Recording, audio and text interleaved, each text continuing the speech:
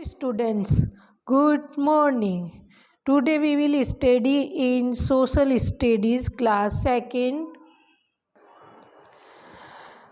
History chapter 9, The Golden Age of the India, the Guptas. ये इस chapter में हम गुप्ता वंश के बारे में पढ़ेंगे और उस वक्त ये युग इंडिया में गोल्डन युग माना जाता है, क्योंकि इस वक्त पे एग्रीकल्चर, संस्कृत, साइंस, मैथमेटिक्स का बहुत विकास हुआ था। तो आज हम इसके बारे में पढ़ेंगे। इन 3rd सेंचुरी अन्ना डोमिनी, आप या तो बिफोर क्रिस्ट आफ्टर क्रिस्ट बोल लीजिए या अन्ना डोमिनी बोलेंगे तो एक ही बात होगी। 3rd सेंचुरी में इंडिया लैग्ड ए पॉलिटिकल यूनिटी। इंडिया के अंदर जो यूनिटी थी वो लैग्ड मतलब यूनिटी यानी एकीकरण की कमी आ गई थी, मतलब कोई भी मिलजुल कर नहीं रह रहा था। And there was no strong centre power, और कोई भी ऐसा पावरफुल राजा नहीं था उस वक्त पे। दस इस प्रकार the end of the 3rd century के अंत में current era so the rise of the Gupta dynasty in the North India marked the beginning of the new era in India history. India की history के अंदर उस वक्त 3rd century के अंत में गुप्ता डायनेस्टी का उदय हुआ। Disturbance and political disunity were replaced by the integrity. अब क्या हुआ, जब Gupta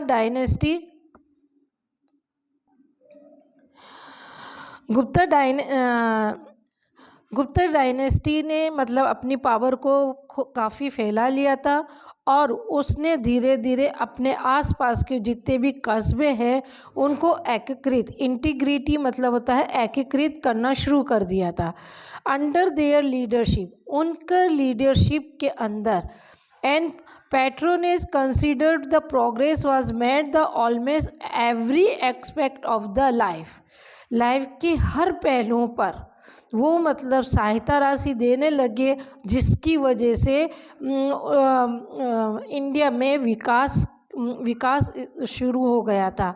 there was also high material prosperity, और लोग बहुत धनवान होने लगे थे।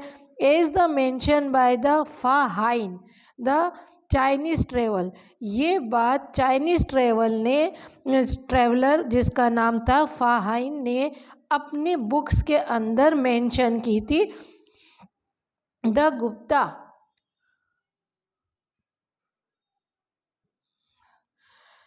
Gupta remain in power for nearly 3 century तक गुप्ता इस पावर में रहे। Shri Gupta was the founder of the Gupta dynasty. Gupta dynasty का फाउंडर कौन था? श्री गुप्ता, है ना। तो ये याद रखना है आपको, श्री गुप्ता डायनेस्टी का फाउंडर था।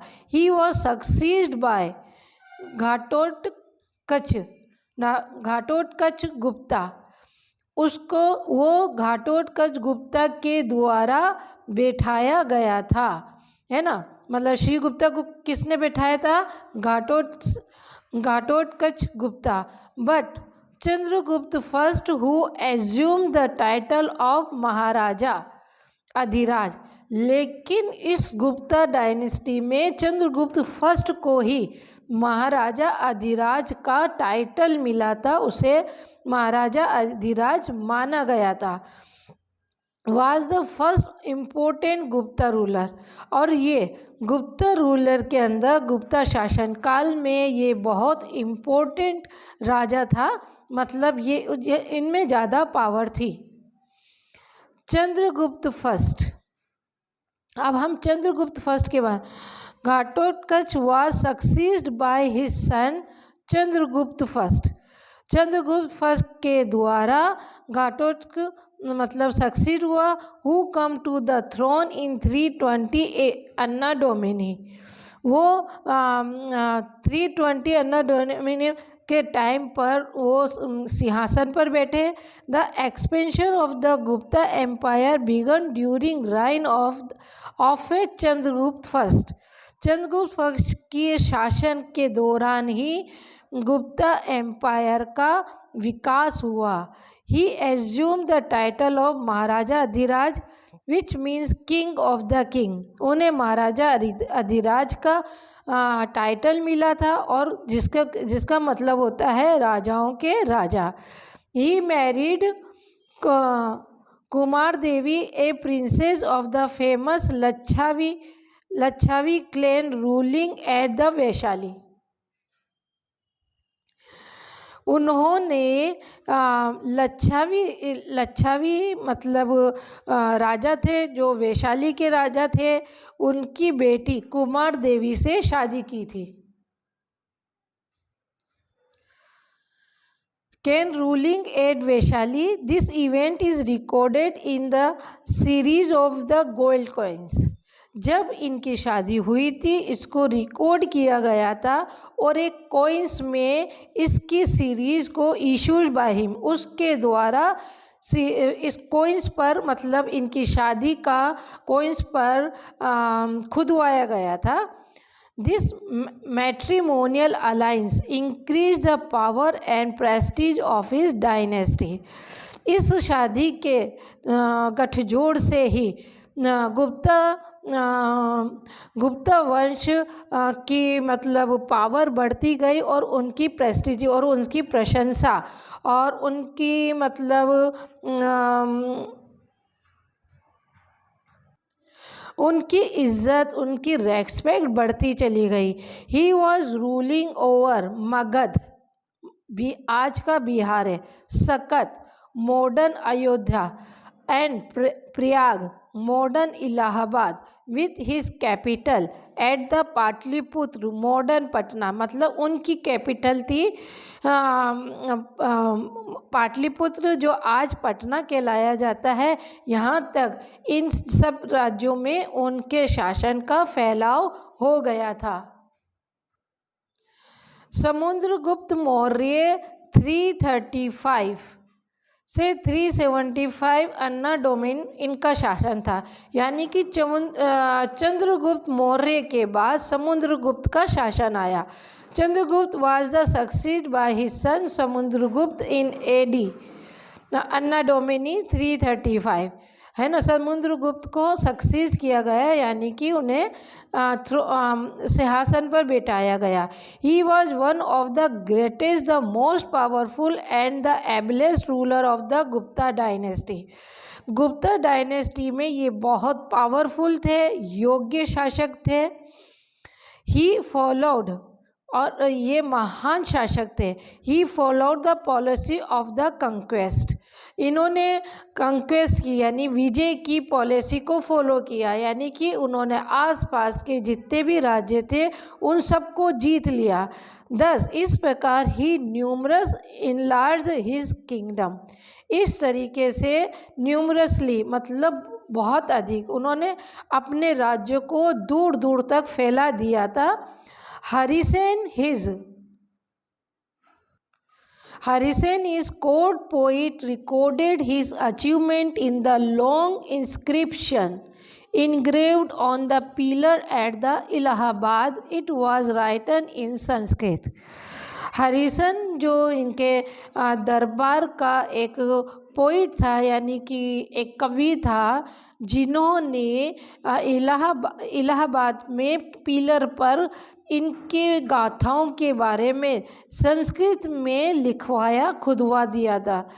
Samudragupta defeated the smaller neighboring kingdom and extend the empire further. In his time, the Gupta Empire spread from Assam up to the Punjab. अब उसने अपने छोटे मोटे राज्यों को जीत कर उसने अपने राज्यों को असम और पंजाब तक फैला दिया था। He had also conquered the eastern coastal ran up to the Kanchi. अब उसने मतलब ईस्टर्न कोस्टल मतलब समुद्र के किनारे के जितने भी सिटीज थी उनको जीत लिया था, कांची तक उन्होंने जीत लिया था, नियरली चेन्नई तक, इन द तमिलनाडु और तमिलनाडु तक। Due to this victorious, his power came to the recognize everywhere, और इस वजह से उनकी पावर को हर तरह पहचाना जाने लगा। एज ए रिजल्ट, इसका परिणाम, the king on the north western frontiers as well as those in Sri Lanka made treaties of friendship with him. और इसी कारण जो मतलब आसपास के जो हमारे फॉरेनर थे, जैसे श्रीलंका और दूसरे राज्य के लोग ने इनसे संधि करना शुरू कर दिया था। Samudragupta was the patron of the learning, a celebrated poet and expert the Veena player। Samudragupta ने अपनी सहायता राशि मतलब कवियों के अंदर उनको सहायता राशि देने लगे, जिससे सांस्कृतिक का विकास हुआ और दूसरे सभी चीज़ों में हर पहलू पर उन्होंने सहायता राशि, जैसे संगीत में, डांस में और लिटरेचर में उन्होंने सहायता राशि देने लगे। और दूसरा एक्सपर्ट द वीणा प्लेयर, और उन दिनों में वीणा प्लेयर पर भी वो अपनी सहायता राशि खर्च किया करते थे। ही मिंटेड कॉइन्स, उन्होंने मतलब which had the variety of the images engraved on them, और उन दिनों में उन्होंने जो सिक्के ढाले थे उसमें बहुत सारे इमेजेस को इंग्रेड किया था, यानी खुदवा दिया गया था, जिसके अंदर एक वीणा को बजाने वाले का भी उसमें एक चित्र था। He is seen the playing the Veena, his name the Samudragupta is engraved on it, और उसने अपना नाम समुद्रगुप्त भी अंकित करवा दिया गया था। It is generally believed that though he had spread his influence over a vast area, Samudragupta exercised direct administrative control mainly over the Indo-Gangetic basin. He celebrated his conquest by the performing a horse sacrifice and by issuing Ashwamedha type of coins on the occasion. It generally believed that thought he had spread his influence. It is generally believed that though he had spread his influence over the vast area, उनका प्रभाव बहुत दूर दूर तक फैल गया था। Samudragupta exercise, Samudragupta जब admin control mainly over the Indo Gangetic basin, Samudragupta direct उनका जो शासन का जो कंट्रोल था, मतलब गंगा के बेसिन तक डायरेक्ट उनका कंट्रोल था।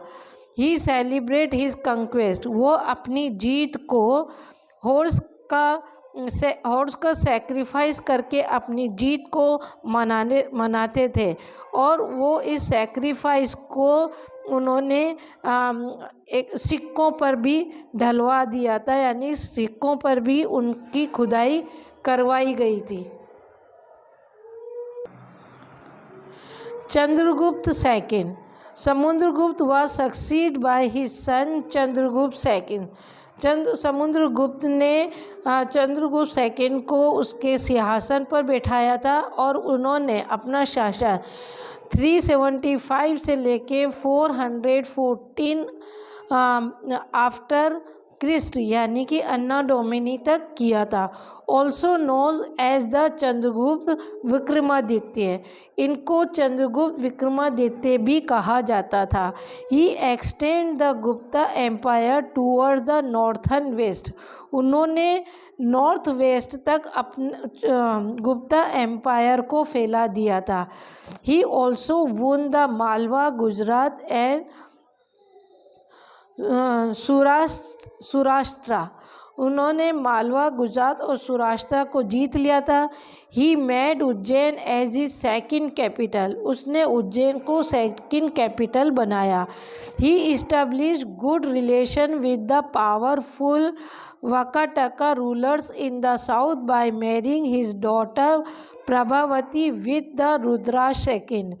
उसने मतलब है ना रुद्राज उसकी क्या पावरफुल वाकाटका की बेटी की शादी उसने रुद्राज सेकंड से करवाकर उनसे अच्छे रिलेशन बना लिए थे। The iron pillar at the Mehrauli in Delhi, Delhi के अंदर जो आयरन पिलर है which has not rusted even after 1500 years, 1500 साल के बाद भी उस पर कोई भी जंग नहीं लगा। It is an excellent specimen of the metallurgical skill of the ancient Indian people.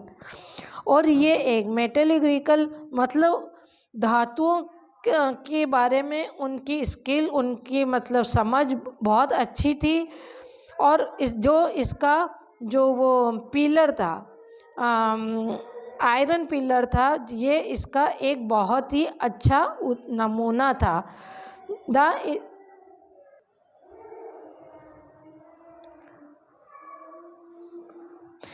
The inscription on the pillar bears the name of the king called the Chandra. The inscription जो मतलब उस पर खुदाई की गई थी ऑन द पिलर पर bears the name of king called the चंद्र, जो उसको चंद्र कहा जाता था। It is on this basis that the iron pillar is assumed to be of the period of Chandragupta. इसलिए इस पिलर को चंद्रगुप्त सेकंड के पीरियड का माना जाने लगता था। Chandragupta second construct Dashavatara temple of Deogarh which is famous for Gupta art. Chandragupta ने सेकंड ने देशवत्रा टेम्पल और देवगढ़ा टेम्पल बनाया था, जो तो गुप्ता शासन का फेमस आर्ट था। His court was known for the presence of the 9 famous scholar who were called the Navratna और 9 जेम्स, मतलब 9 हीरे नवरत्न के नाम से। उसमें उसके अंदर बार में 9 फेमस स्कॉलर थे जो नवरत्न के नाम से जाने जाते थे। The famous Kalidas was one of this 9 James. Famous Kalidas भी इस 9 जेम्स के अंतर्गत आते थे।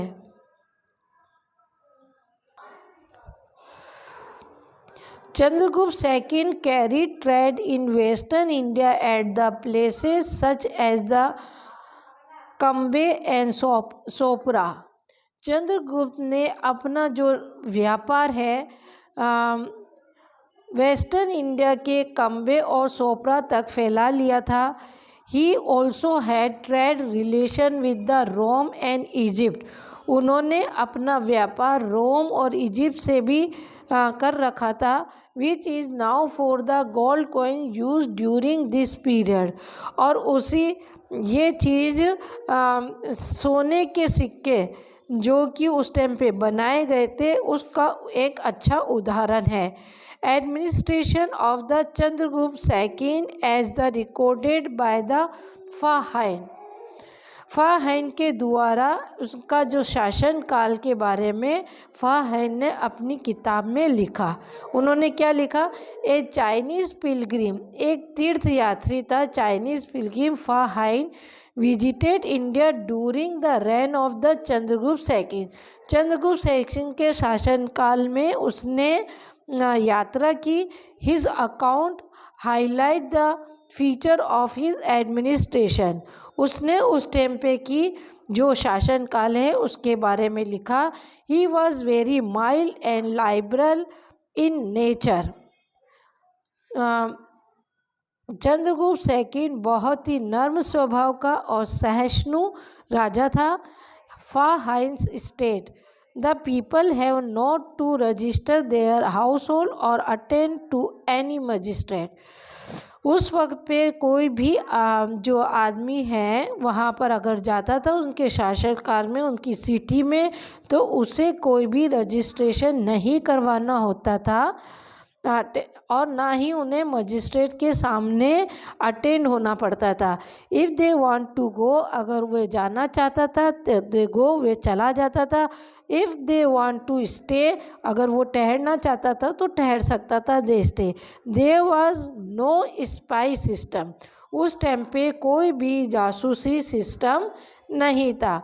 The crime was very mild as the people were law abiding, और वहाँ पर क्राइम जो होते थे वो बहुत ही हल्के होते थे और लोग कानून के मानने वाले थे। The capital punishment did not exist, capital punishment नहीं दी जाती थी। Most of crime were punished by the finance, अधिकतर जो पनिशमेंट होता था वो फाइन्स के द्वारा किया जाता कि तुम्हें इतने पैसे देने हैं या इतना सामान देना है। उनसे कोई भी लैंड के मुताबिक कोई भी सज़ा नहीं दी जाती थी। The roads were safe, road बिल्कुल सेफ थे। The travel had merchant move freely, merchant और यात्री बिल्कुल फ्रीली आ जा सकते थे। There were rest house, hospital, wells etcetera for the traveller, रास्ते के अंदर कुएं खुदवाए गए थे, हॉस्पिटल बनाए गए थे और रेस्ट हाउस बनाए गए थे।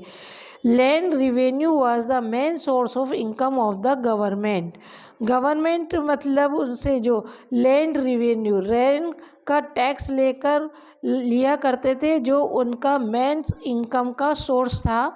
It was 1/6 of the total produce of the land, land का जो टोटल प्रोड्यूस होता था उसका 1/6 पार्ट वो टैक्स के रूप में लिया करते थे।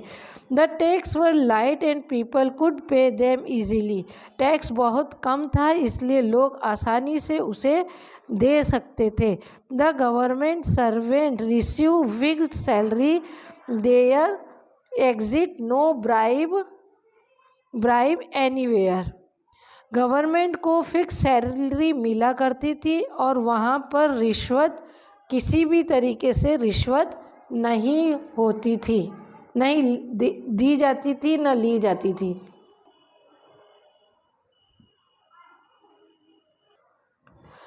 The golden age of Indian culture, Indian culture का ये लोग गोल्डन एज कहलाता था। The Gupta ruled from 320 to 467 anno domini, 320 से लेकर 467 तक उन्होंने शासन किया।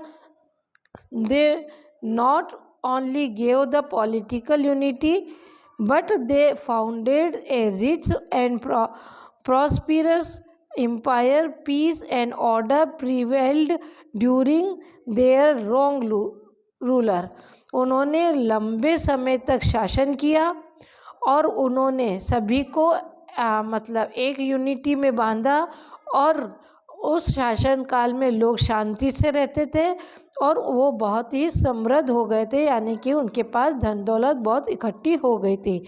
The Gupta rule is considered as the golden age of India when the country reached a high point on the fields of the science, mathematics, astronomy, religion, literature and philosophy, और उस time पे science, mathematics और astronomy और धर्म और literature और philosophy ये सब हाई पॉइंट पर पहुंच गए थे। Administration under the Gupta, in this period the Buddha bhikshu Fa Hien came to India from China, China से Buddha bhikshu Fa Hien India में आया।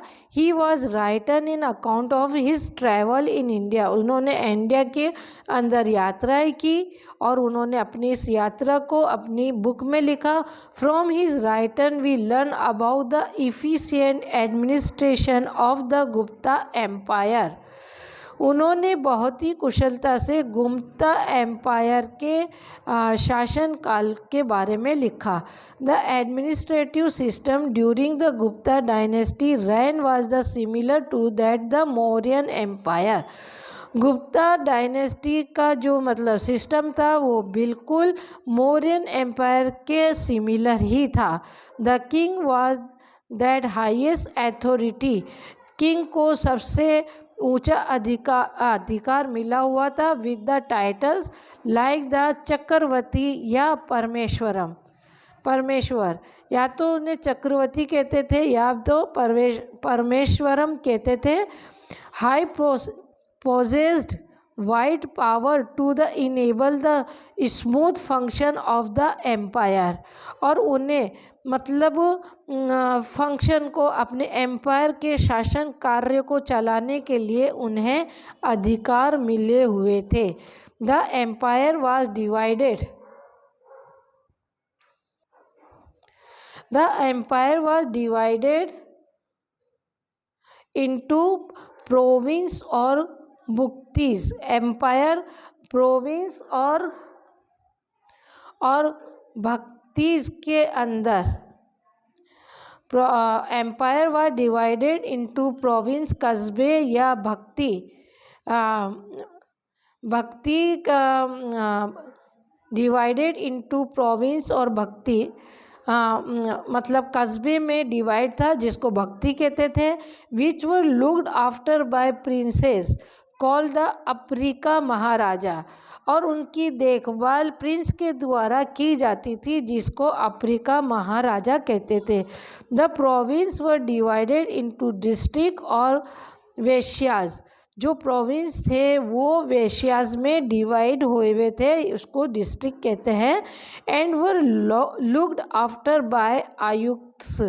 और उसकी देखभाल आयुक्त के द्वारा की जाती थी। The village was the lowest administrative unit and it was the looked after by the gramika. और जो मतलब विलेज की सबसे छोटी यूनिट जो शासन करती थी उसको ग्रामिका कहा जाता था। And assisted by the council of the village Elder. और ये जो विलेज एल्डर जो थे उनकी काउंसलिंग होती थी और उससे ही वो मतलब लीडर चुने जाते थे। The province in the province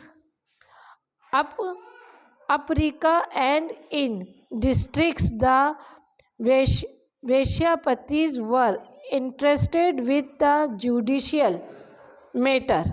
in the province मतलब कस्बे में Uparika and in district the vishayapati were interested with judicial, जिसको अफ्रीका कहते थे, जिसे डिस्ट्रिक्ट कहते थे, और वेश्यापति वर इंटरेस्टेड विद, और ये सब जुडिशियल मैटर में इंटरेस्ट लेते थे यानी कि लोगों के साथ न्याय करते थे। Matters kumaramatyas were the most important official appointed by the king village. Kumaramatyas मतलब एक ऑफिशियल अधिकारी होता था जो कि इम्पोर्टेंट ऑफिसर होता था जिसे राजा खुद अपॉइंट करता था। द विलेज हेडमैन और the village elder decided the petty cases. और जो विलेज के हेडमैन होते थे या फिर विलेज के अंदर जो एल्डर बड़े लोग होते थे वो वहाँ पर छोटे मोटे मामले को सलटारा करते थे और उन्हीं का डिसीजन माना जाता था। The administration was the decentralised and the official and free of action in various matter. और इन अधिकारियों को ये अधिकार मिला हुआ था कि किसी भी तरीके का कोई मैटर हो तो वो उनके लिए मतलब एक्शन ले सकते थे। Judicial system, the Guptas empire had a separate judicial system. Gupta empire में न्याय सिस्टम बिल्कुल अलग होता था। At the lowest level of the judicial system was the village assembly trade guild. और जो लोवेस्ट जो न्याय होता था वो विलेज असेंबली के द्वारा किया जाता था या व्यापारिक मंडली के द्वारा, व्यापारिक संघ के द्वारा किया जाता था।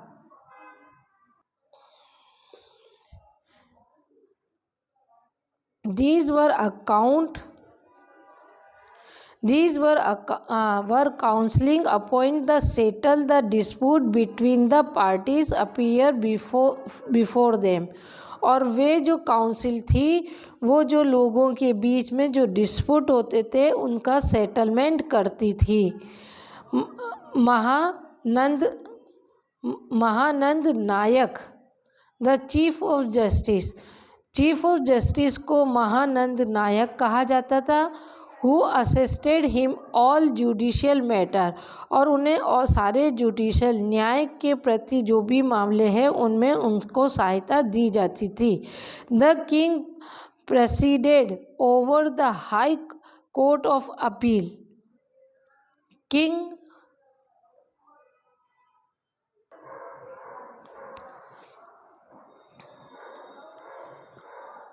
The king presided over the High Court of Appeal in discharge his duty।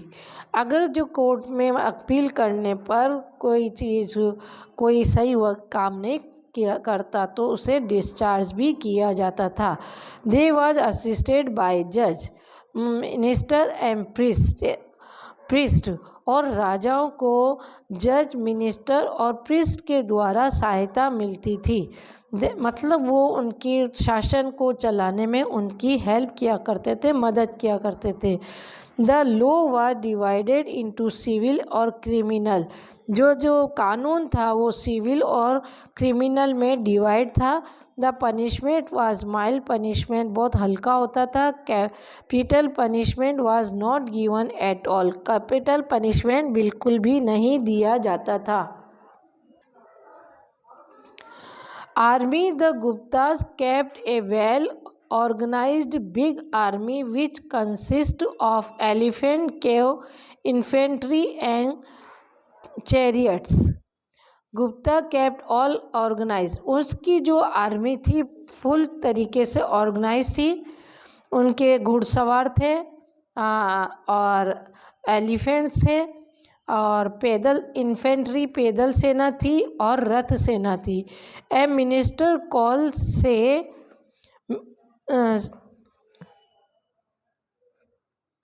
संधि व्याग्रहिका। संधि व्याग्र, एक मिनिस्टर को संधि व्याग्रिका कहा जाता था। Was responsible for the maintaining peace. इनका काम होता था कि पूरे शहर में पीस मतलब शांति के रेस्पॉन्सिबल होते थे, मतलब शांति बनाए रखने का इनका काम होता था। He was assisted by the group of the official. जो लोग होते थे उनके एक ग्रुप होता था जो इनकी सहायता करता था मतलब शांति बनाए रखने में। इन टाइम ऑफ वार, और जब युद्ध का समय होता था, the king and is the lead. King मतलब निर्देश दिया करते थे। Summons a feudatories of the king. King was the smaller military leader who proved troops to the king।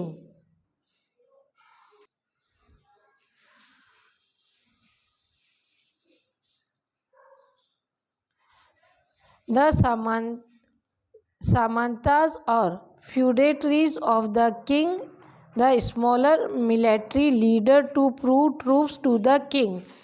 King मतलब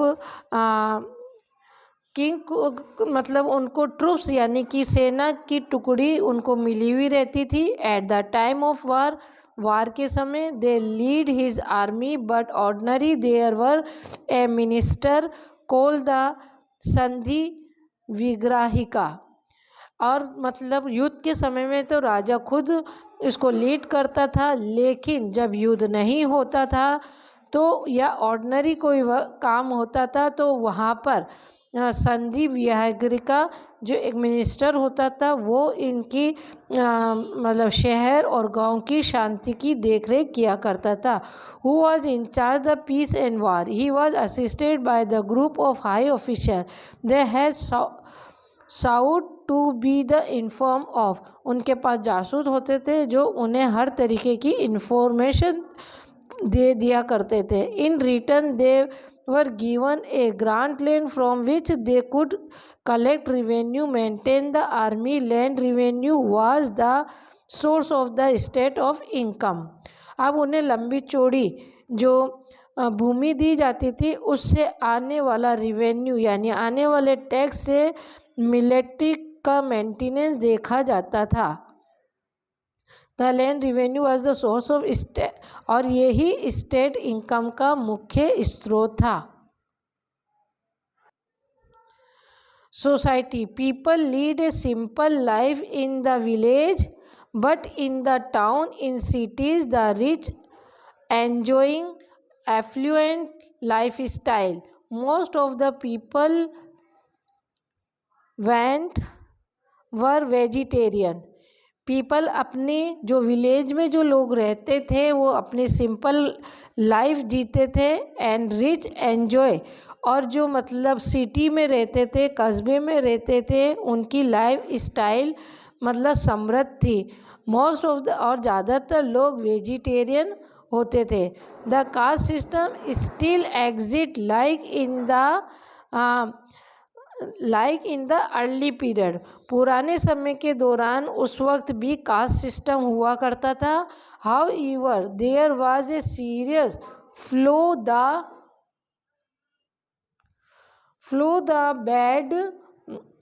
bad inhuman treatment of the untouchable. अब उस time पे छुआछूत पूरा होता था, इसलिए इन लोगों से अमानवीय व्यवहार भी किया जाता था। They were made to live outside the city. उन्हें सिटी के बिल्कुल बाहर रहना पड़ता था। And even their shadow were considered to be the polluting. और जो उनके मकान थे वो जहाँ पर रहते थे वो चारों तरफ पोल्यूटेड होते थे यानी कि चारों तरफ गंदगी फैली हुई होती थी। The in equality and segregation stood in the way of their progress and development. ये ऊंच नीच और पृथककरण के कारण उनके प्रोग्रेस उनके विकास में बहुत ही मतलब बाधा आया करती थी। Religion the Gupta age was the marked by the revival of Hinduism और Brahmanical religion.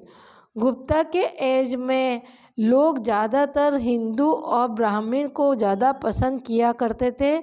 It regained much of its respect and honor which it had lost since the day of the Mauryans।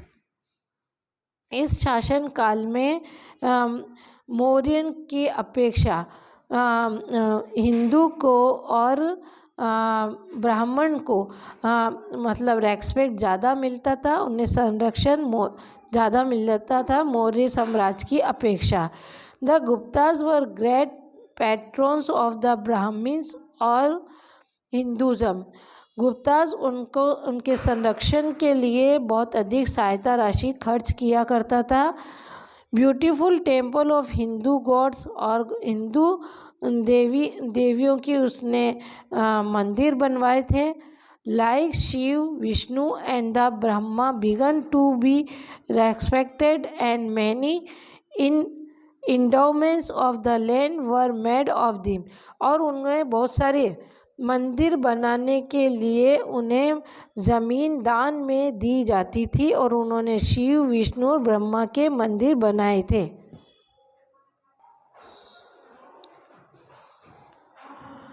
Architecture, art and culture. Very few of the Gupta building have survive today. आज जो गुप्ता की बनाई गई बिल्डिंगें बहुत ही कम है। The Vishnu temple of Deogarh का Vishnu temple in the best specimen of the Gupta architecture. Gupta architecture का बहुत अच्छा नमूना है। The brick temple of the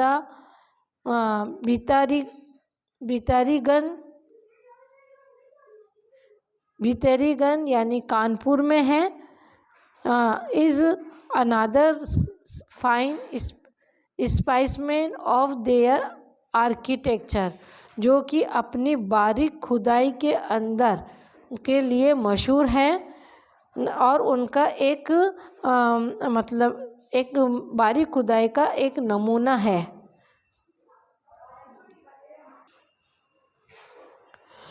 The specimens of the Gupta painting are the found in the Ajanta and भाग केव।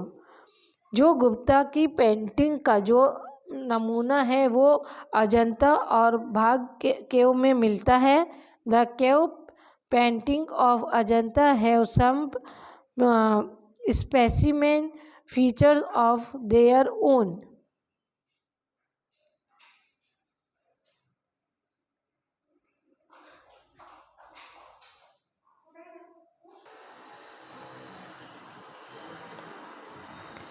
Kumar Gupta succeed Chandragupta second. Chandragupta second ने succeed Chandragupta second को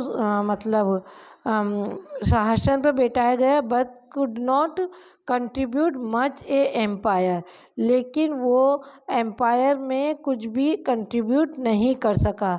ही was succeed by the Chandragupta, वे चंद्रगुप्त के द्वारा सीट पर बैठाया गया। He was successful in controlling the attack of the Huns. He was successful in the controlling the attack of the Huns उसने Huns के अटैक्स को बहुत ही कुशलता से कंट्रोल कर लिया था। But the could not expand his empire any further, लेकिन उन्होंने अपने राज्य का कोई फैलाव नहीं किया था। फिर आ जाता है the Vardhaman dynasty. Right the decline of the Gupta power. जब गुप्ता पावर कम होने लगा, पतन पे चला गया, very state emerge in the north India. बहुत सारे स्टेट उत्पन्न हो गए नॉर्थ इंडिया में। The Vardhan dynasty was one of them. Vardhan dynasty उनमें से एक था। Prabhakar Vardhan the king of Thanesar near the Delhi. Delhi के पास थानेसर का राजा प्रभाकर वर्धन था। Founded the Vardhan dynasty. उन्होंने वर्धन डायनेस्टी की नींव रखी। हर्षवर्धन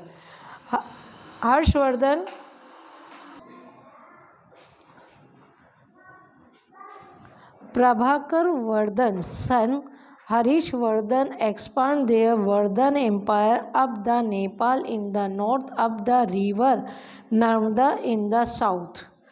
प्रभाकर वर्धन के बेटे हर्षवर्धन ने वर्धन एम्पायर को नेपाल तक और नर्मदा तक फैला दिया था।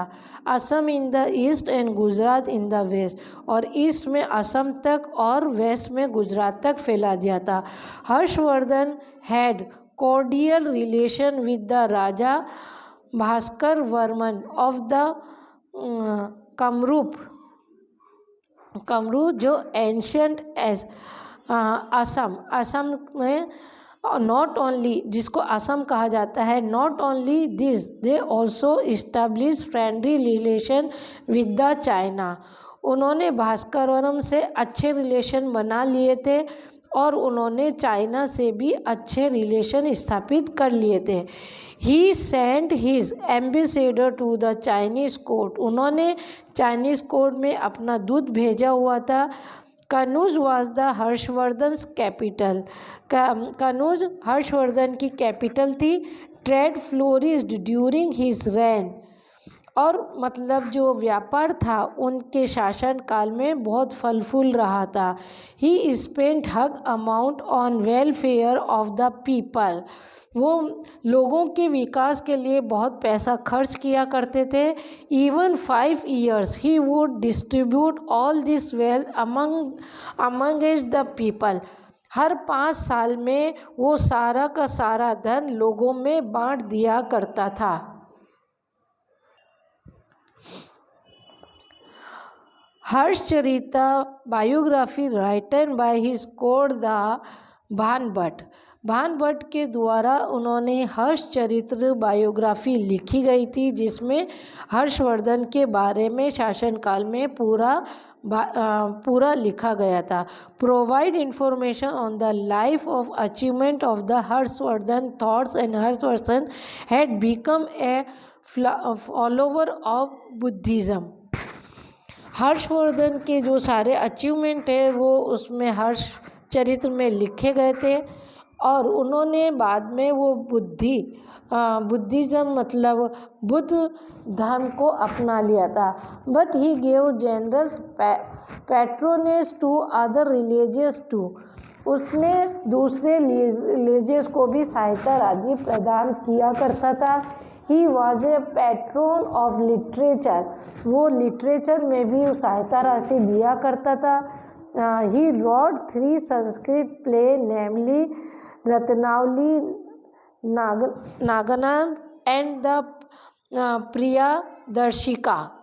प्रियदर्शिका, उसने 3 मतलब वो लिखे थे, प्ले लिखे थे, नाटक लिखे थे, जिसका नाम है रत्नावली, नागनाथ और प्रियदर्शिका।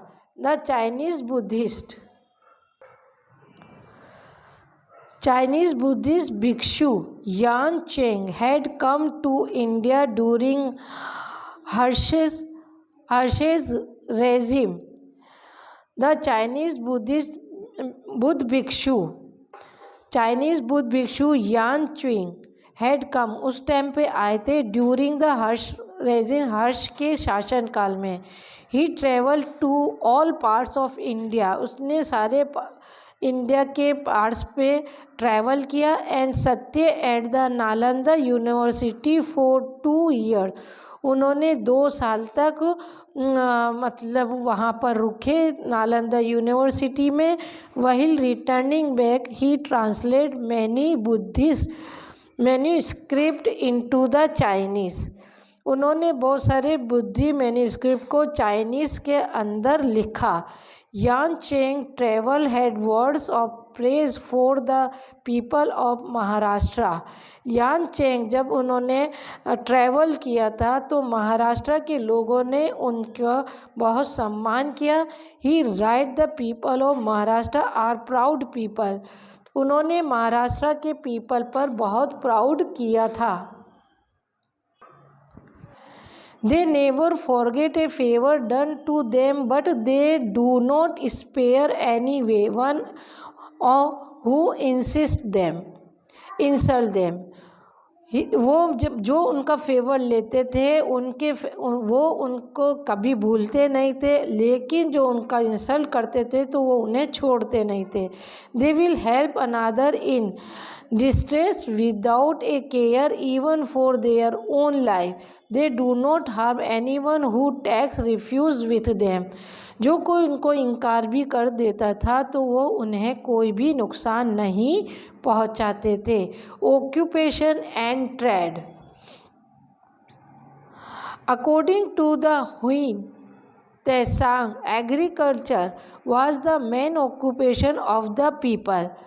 हुइन त्सांग के द्वारा उसने लिखा कि इंडिया का मेन ऑक्यूपेशन एग्रीकल्चर था।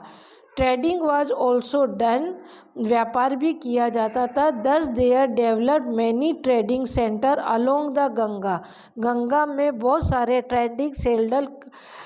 ट्रेडिंग सेंटर का विकास हुआ था। Which were used as an internal waterway to transport goods, और सिटीज़ में ही वाटर ट्रांसपोर्ट जो उसके द्वारा गुड्स को एक जगह से दूसरे जगह तक पहुंचाया जाता था। Religion before the embracing Buddhism, Harsha worship Shiva and सूर्य।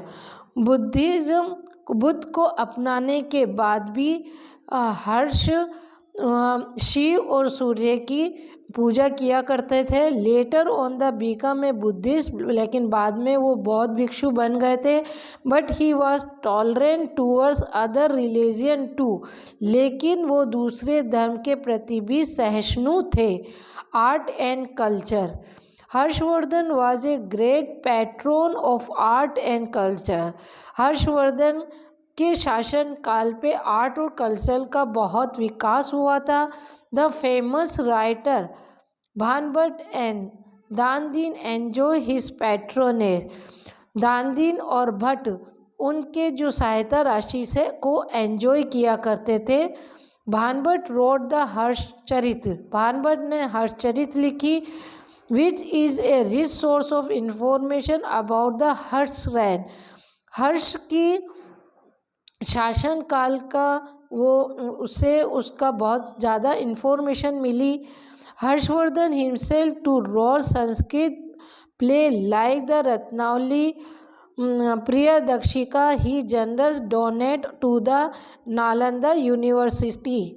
उन्होंने ये नालंदा यूनिवर्सिटी को डोनेट कर दी थी, किसको? रत्नावली और प्रियदर्शिका को। The death of Harshvardhan in AD 6047 was followed by the political confusion that continued up to the 8th century.